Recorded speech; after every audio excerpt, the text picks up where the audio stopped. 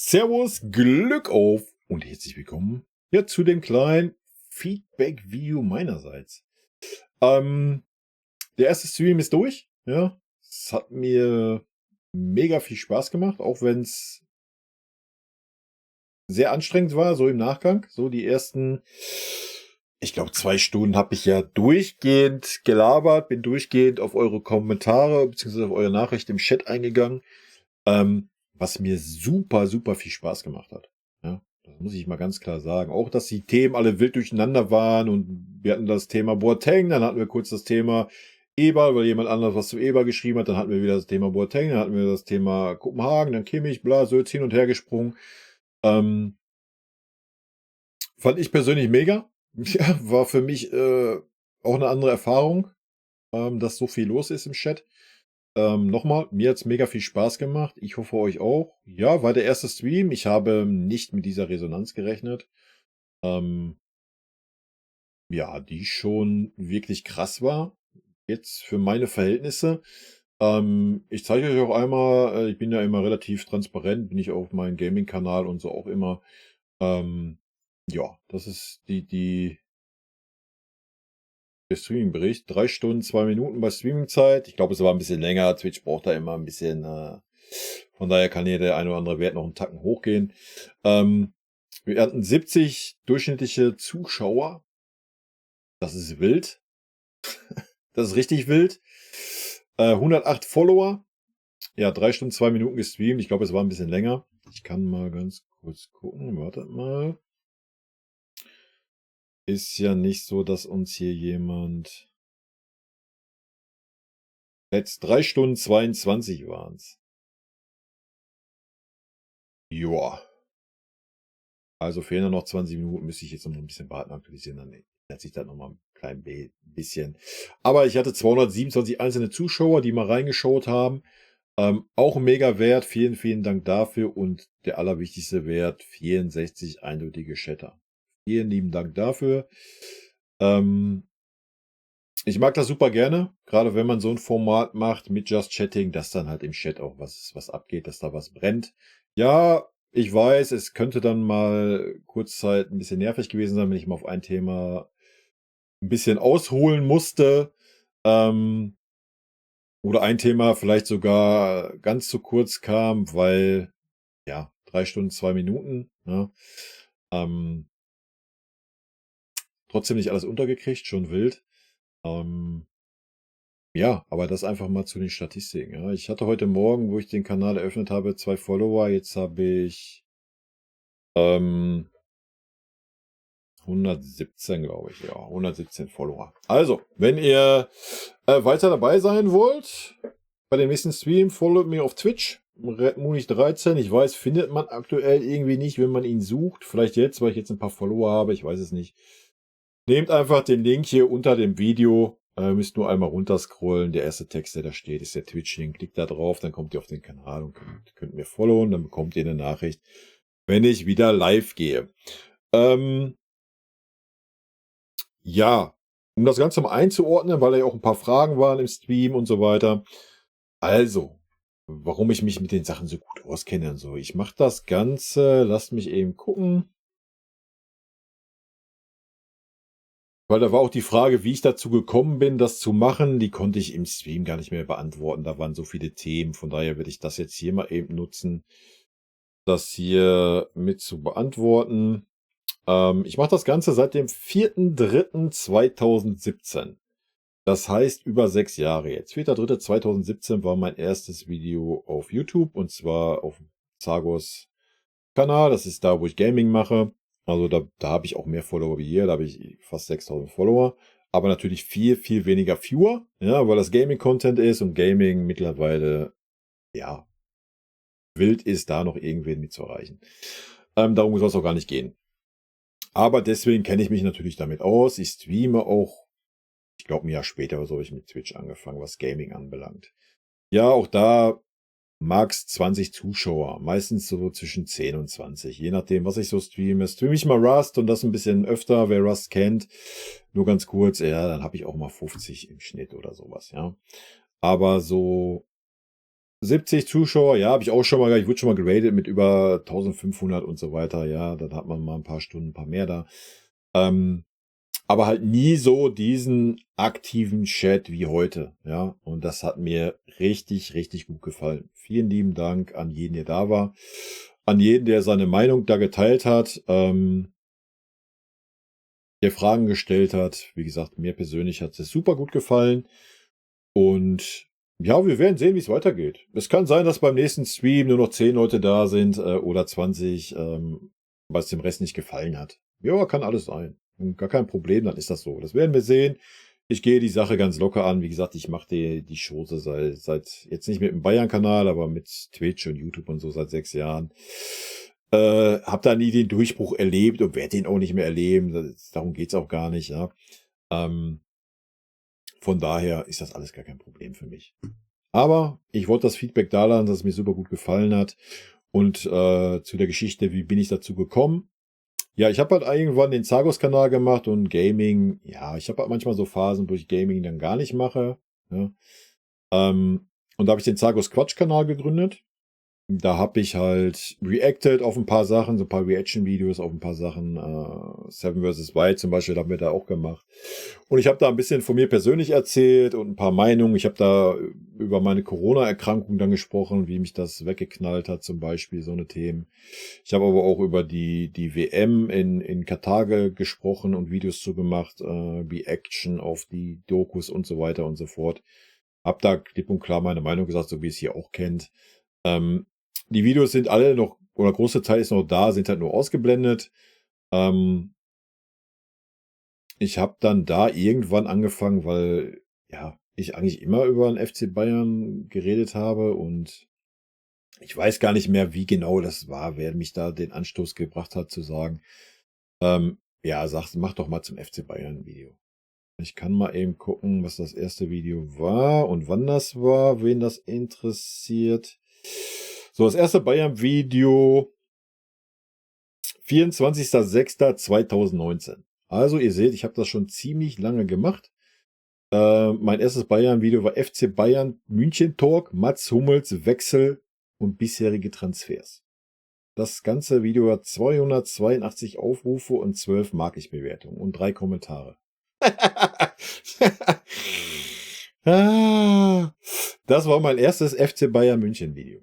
Ja, ähm, damit hat das eigentlich angefangen. Mir war das einfach, glaube ich, zu der Zeit das Bedürfnis, weil das mit Mats Hummels da so eine Story war. Da bin ich da halt reingegangen.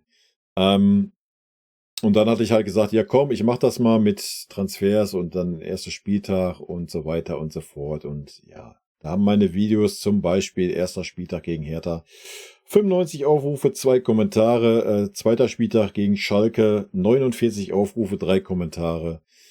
Dritter Spieltag gegen Mainz 31 Aufrufe, 6 Kommentare. So könnten wir es durchgehen, ja. Ich habe das dann knallhart durchgezogen. Von da an, ja, jedes Jahr, jeden Spieltag durchgezogen. Man hat mich einfach nicht gefunden auf YouTube. Punkt. Man hat mich einfach nicht gefunden. Das ist ja was ihr mir bestätigt habt. Gefunden hat man mich dann erst, wo es bei Bayern richtig schlecht lief, wo es mit Nagelsmann und so ging, wo ich da meine Meinung zugesagt habe. Warte, ich gucke mal eben. Welches Video ist da durch die Decke gegangen? Oh, okay, aber das war erst später. Bum, bum, bum, bum.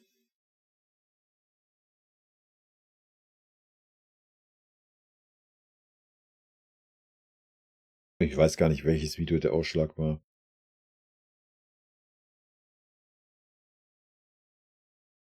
Ich kann es euch nicht mehr sagen. Irgendein Video ist dann tierisch viral gegangen, ja, wo ich einfach meine Meinung gesagt habe zu den Leistungen, die wir gezeigt haben. Ja, ich glaube, mit Sadio Mané war schon auch hier, das ist auch relativ gut gegangen, ja. Sadio Mané ist fix und gibt uns neue Möglichkeiten, hatte dann 5300 Aufrufe.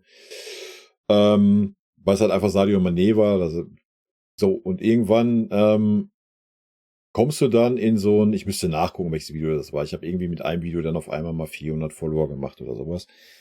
Ähm, Ja, und dann war irgendwann die 1000 voll. Und wenn dann die 1000 voll sind, dann bist du eh schon in einem anderen Algorithmus. Und ja, ich bin halt nicht dieser Schönwetter-Redner, rosarote Brille aufhabende FC Bayern-Fan. Ja, manchmal bin ich vielleicht auch zu kritisch, haben wir ja heute im Stream auch besprochen. Dann muss man mal ein bisschen reflektieren und so. Alles gut, völlig okay.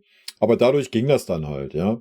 Und dadurch, ich habe Videos, die sind voll durch die Decke gegangen, wie zum Beispiel FC Bayern Spielanalyse zum Spiel gegen RB Leipzig. Wir haben keine Meisterschaft verdient. Ja, was auch so war. Habe ich 17.000 Aufrufe. 17.000 Aufrufe. 348 Kommentare. 367 mag ich Bewertungen. Also das ist schon wild. Ja, ähm, ja, und die Reaction danach hatte auch 13.000 Aufrufe. Dann noch das nächste ist FC Bayern Talk Konsequenzen für die kommende Saison. Brazzo muss gehen. Hat dann auch nochmal 13.000 Aufrufe.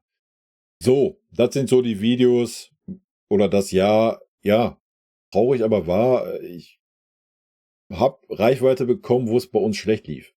Ja, wahrscheinlich, weil da auch der eine oder andere mal eher draufklickt, auch wenn er nicht Bayern-Fan ist, um mal zu gucken, ob da jetzt ein heulender Bayern-Fan sitzt oder so, ich weiß es nicht.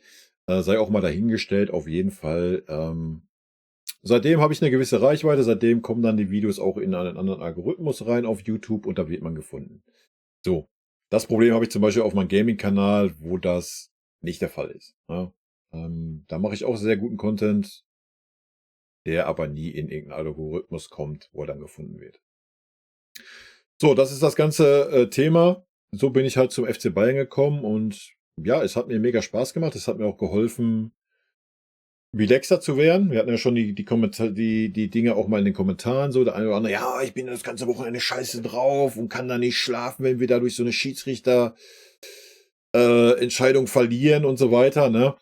Ähm, Das war früher bei mir ganz genauso. Ja. Aber die Videos haben mir halt geholfen, da einfach ein bisschen relaxer zu werden. Dafür bin ich das in den Videos dann nicht immer. Ja, das ist mir schon bewusst, Leute. Aber so war halt der Werdegang. Ja, und jetzt habe ich mir, also ich habe damals schon auf meinem Zagos-Kanal, kann ich auch nochmal ganz kurz erklären, das war aber, da warten meine Videos 100 Aufrufe oder sowas beim Bayern Talk. Da habe ich schon angefangen, den Sonntag zu nehmen und habe sonntags dann einen Bayern Talk gemacht. Ja, einen Bayern Stream. Und so wie wir es jetzt auch gemacht haben, habe ich das gemacht, allerdings auf meinem Gaming-Channel, also immer alles so ein bisschen gemischt.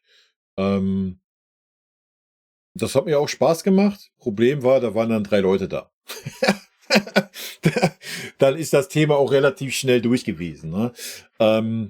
Ja, aber es war eine Erfahrung und das andere Ding war, ich habe meinen Kanal halt dann, den Zagos Quatsch-Kanal umbenannt in Red Munich. Red Munich, den Nicknamen habe ich keine Ahnung, seitdem ich 13 bin oder sowas.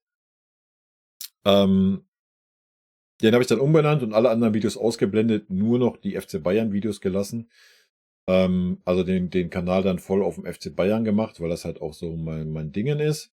Alles gesplittet. Ja, meine anderen YouTube-Kanäle auch alle ein bisschen aufgesplittet, um einfach einzelne Themen zu haben, weil das einfach sinniger ist, als wenn da so ein Kanal ist, wo alles kreuz und quer ist. Ja. Und das war dann vielleicht die göttliche Fügung, die ich gemacht habe, dass ich alles andere auf dem Kanal, meine ganzen Reactions, mein privates Gedöns halt ausgeblendet habe und den Kanal voll auf dem FC Bayern fokussiert habe. Und dann natürlich der Umstand, dass es bei uns schlecht lief, mal nach 10 Jahren. Ähm, ja, und ich dann auch der Typ bin, der ich bin und das den einen oder anderen gefällt, meine Art und Weise, den einen oder anderen nicht, was ja auch immer polarisiert, ja. Ähm, und dadurch bekommt man Reichweite. So ist das Ganze hier entstanden. Und dann gab es ja immer wieder die Meldung, ja, mach doch mal einen Stream und so. Und ja, ich stream super gerne, ich stream auch super viel Gaming-Content halt. Ähm, und habe mir dann gedacht, ja komm, wir versuchen es jetzt noch mal. Wir machen jetzt einen Tag auf jeden Fall, so den Montag, wo wir so bisschen die Woche nachbesprechen und Ausblick auf die neue Woche machen, wo man dann auch einzelne Themen abarbeiten kann. So hatte ich mir das heute auch vorgestellt, mit dem Boateng, mit dem Eberl und ich gucke vielleicht mal in die 199 Kommentare zum Leipzig-Spiel, wo ich noch gar nicht zu kam, rein, ja, und beantworte die. Das war so der Plan und davon ist dann nichts passiert, ja, weil ich die ersten 2 Stunden nur mit euch im Chat ja auf jede einzelnen Kommentar eingegangen bin. Was mir super viel Spaß gemacht hat, was wir sehr gerne wiederholen können. Und ja, ich wollte einfach nur mal das Feedback da lassen, dass es für mich ja mega krass war. Wie gesagt, ich habe so gedacht, ja, es werden vielleicht, wenn es richtig gut läuft, habe ich so gedacht, ja, so 20, 25 Pi. Ja. Das war dann wirklich schon hochgegriffen. Ich habe so gedacht, so 10. Ja, ich denke, so mit 10 kannst du rechnen. Man hat ja so ein paar Leute in den Kommentaren, die immer wieder da sind. Dann habe ich geguckt, so wie viele Leute sind wir auf dem Discord. Auf dem Discord sind wir 42 mit mir zusammen. Deswegen habe ich so gedacht, ja, so hart ist das Interesse jetzt auch nicht. Ähm, dachte ich so, mit 20 kommen kann schon gut sein. Ich habe auch gar nicht während des Streams geguckt, wie viele Leute da sind. Das mache ich nie. Ähm, aber ich habe es natürlich anhand des Chats gemerkt. Ja, da war so viel los, so viele verschiedene Nicks und das war super, super gut. Hat mir sehr gut gefallen. Und ja, wie geht's jetzt weiter? Wie ich schon sagte, wir werden montags diesen Stream machen, um 19 Uhr immer. 3,5 Stündchen, vielleicht auch mal nur 2,5. Wenn es allerdings jedes Mal so sein sollte wie heute, dann gut, dann wird's eher mal nicht 2,5, dann wohl eher 3,5 bis 4. Wie stelle ich mir das nun vor, um da vielleicht noch mal drauf zu kommen, wer jetzt noch hier dran ist? Das soll ja auch ein bisschen belohnt werden. Ähm, ich würde mir das so vorstellen, so die erste Stunde, ja, fangen wir so an, wie ich's heute 2 Stunden lang gemacht habe, ja, dass ich auf alles eingehe, was ihr so reinwerft in den Chat. Ähm, und danach werde ich dann meine 2, 3 strukturierten Themen euch präsentieren, wo ich natürlich dann jedes Mal auf den Chat drauf eingehe. Ja, das ist ja der Sinn der Sache. Aber so, dass wir dann auch Themen bearbeitet bekommen, ja, anstatt nur wild hin und her zu springen. Aber mir hat das super gefallen mit diesem wild hin und her springen, deswegen würde ich immer so sagen, so die erste Stunde, zack, könnt ihr alles rausballern, was irgendwie ihr wissen wollt oder was gerade Thema ist. Und danach können wir dann nochmal gezielt auf bestimmte Themen eingehen. So würde ich mir das vorstellen.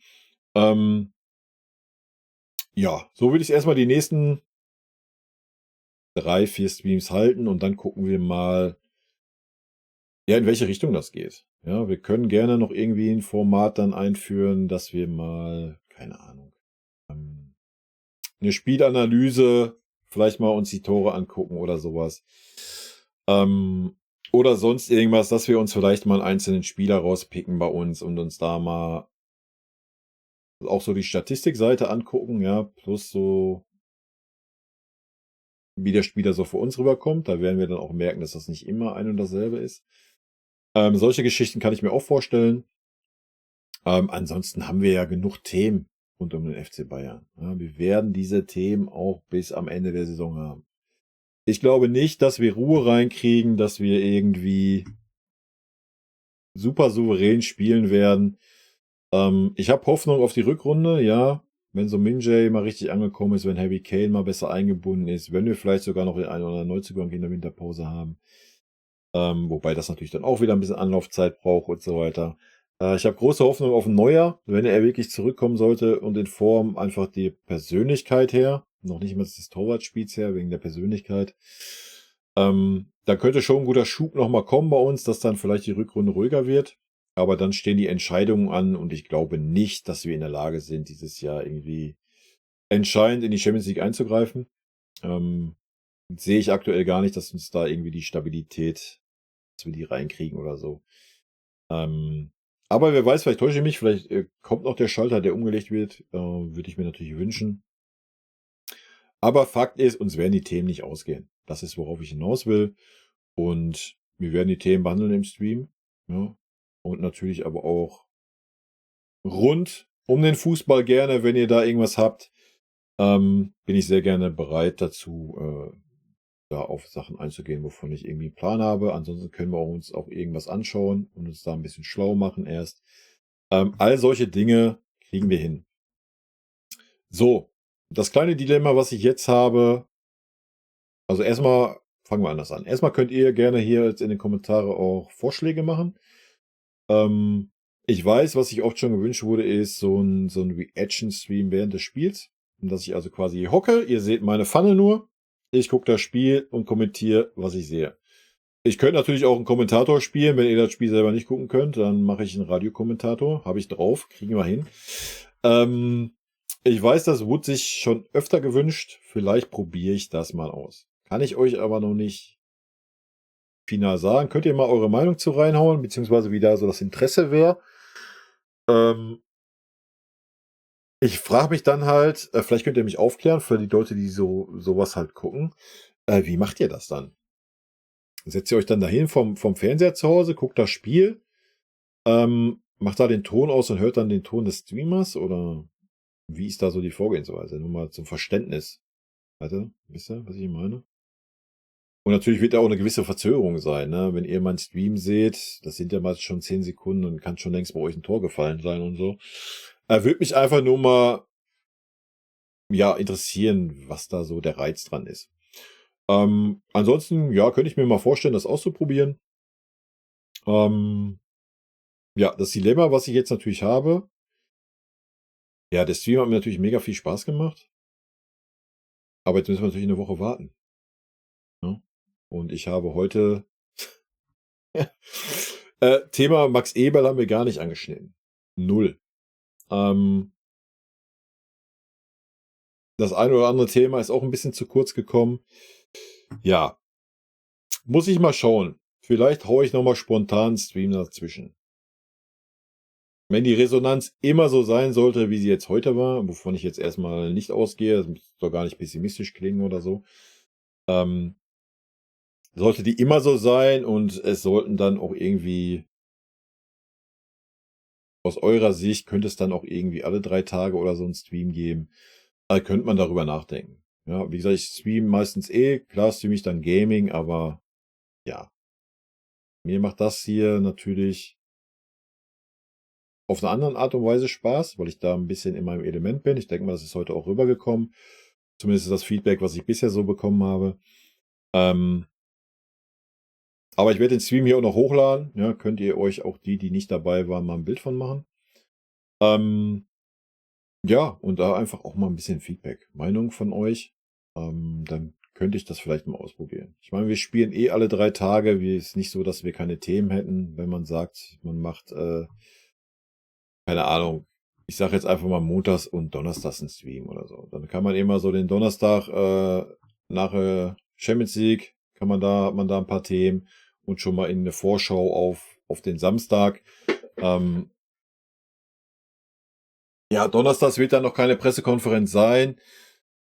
Ja, ansonsten muss man mal gucken. Da sind wir ja noch flexibel. Die andere Alternative ist halt, ja, man könnte halt auch sagen, man guckt die Pressekonferenz zusammen und ich nehme die Pressekonferenz dann aus dem Stream raus, schneide die raus und lade die auf YouTube hoch, ja. Das könnte man halt auch machen. Aber das ist natürlich immer das Problem. Meistens sind die Pressekonferenzen in der Arbeitszeit, wenn ich arbeiten muss, ne? Das ist natürlich ein bisschen schwierig. Also, lange Rede, kurzer Sinn. Ich habe jetzt schon viel zu viel gelabert mit 23 Minuten. Kurz und knackig. Vielen lieben Dank für alle Leute, die da waren. Es hat mir viel bedeutet. Es hat es mir super viel Spaß gemacht. Ähm, auch das Feedback, was ich bekommen habe, war super. Ich hoffe, es hat euch genauso viel Spaß gemacht wie mir. Ich hoffe, ihr seid am nächsten Montag wieder mit dabei um 19 Uhr. Ähm, wer weiß, vielleicht gibt es vorher noch einen spontanen Stream. Lasst euch überraschen. Ihr seid Follower, ihr bekommt eine Mail dann. Soll ich das irgendwie planen und das morgens wissen, würde ich es auf YouTube kurz raushauen im Community-Tab oder im Discord, dass ich abends ein bisschen 2, 3 Stündchen Talk streame. Ähm, kann ich euch noch nicht sagen, weiß ich nicht. Kann passieren, kann nicht passieren. Ja. Aber der nächste Montag ist auf jeden Fall safe. Ja. Nächste Woche Montag, 19 Uhr, geht's wieder voll rein. 3,5 Stunden. Und freue ich mich schon sehr drauf. Und ich kann mich nur noch mal recht herzlich bedanken, dass so viele da waren und insbesondere, dass die Stimmung so war, wie sie war. Ja, ich denke, keine Ahnung, ich kann es nicht genau sagen, ich würde behaupten, 3/4, 5/6 oder so waren Bayern-Fans, ja. Aber der eine oder andere war kein Bayern-Fan und trotzdem war es ja super chillig. Ja, für mich war es super shitty. Ich habe keinen gesehen, der irgendwie aus der Reihe gefallen ist. Ähm, ja, na klar, wir haben mal unterschiedliche Meinungen gehabt, was auch völlig gut und okay ist. Ähm, ja, aber es war super angenehm, Leute. Vielen lieben Dank dafür. In diesem Sinne, bis nächsten Montag spätestens live. Und ansonsten, Leute, es ballert. Es ballert auf YouTube. Wir spielen alle 3 Tage. Wir haben noch das Thema Boateng, wir haben noch das Thema Max Eberl, wo ich wahrscheinlich morgen mal kurz ein Statement. Ich muss gucken, ob ich das aus dem Stream, aber im Stream war das alles so gesplittet mit Boateng und so weiter. Da würde ich dann lieber nochmal kompakt so 10 Minuten. Vielleicht mache ich das jetzt gleich noch eben, meine Meinung kompakt rausziehen. Zu Max Eberl, ja, könnte ich auch nochmal kurz kompakt, haben wir im Stream jetzt noch gar nicht gemacht. Da würde mich halt auch eure Meinung interessieren. Das Schöne am Stream ist halt, dass ich zu den Themen dann eure Meinung direkt habe, ja, und dann auch wieder darauf eingehen kann. Das hat mir super viel Spaß gemacht. Das ist natürlich ein bisschen was anderes wie in den Kommentaren, aber deswegen macht mir das in den Videos auch schon Spaß, anstatt dass ich da alles eintippen muss. Da vielleicht noch eine ganz kurze Info, die Kommentare zum Leipzig-Spiel. Alto Belly. Morgen ist Feiertag, definitiv nein. Wenn, dann Mittwoch. Ja, ich werde gucken, dass ich das Mittwoch hinkriege, dass ich die in Videoform beantworte. Das ist nicht vergessen, keine Sorge, Leute. So dass ihr das dann Mittwochabend vielleicht habt. Ja, wen das interessiert. Das wird aber auf jeden Fall kommen, macht euch keine Sorgen. Aber aktuell, ihr seht's ja, es geht Schlag auf Schlag. Wir haben dann noch so komische Themen wie Boateng und Eberl und Champions League Spiel jetzt schon wieder Dienstag. Ja, bam, bam, bam, bam. Ne? Und ihr seht's immer PK, Taktikfuchs und so weiter. Ist ja jetzt auch nicht, dass man das alles so, es kostet halt Zeit. Und man möchte das ja auch einigermaßen vernünftig machen.